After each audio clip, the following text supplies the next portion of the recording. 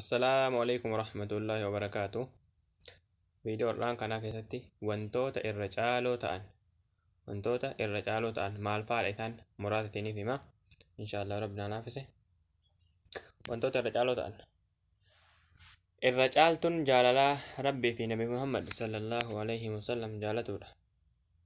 Irra caaltuun yeroo namni Rabbitti dhihaatu sujuuda keessatti.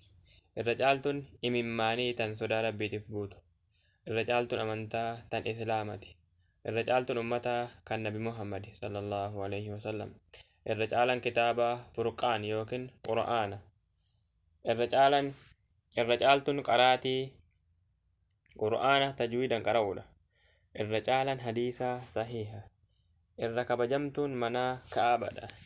Irra kabajamaan dhagaa Hajar al-Aswad. Irra caalan torbanii guyyaa Juma'aati. Irra caaltuun ji'oowwanii Ramadaana. Irra caaltuun ulee tan Nabi Muusaati alayhi salaatu wassalaam.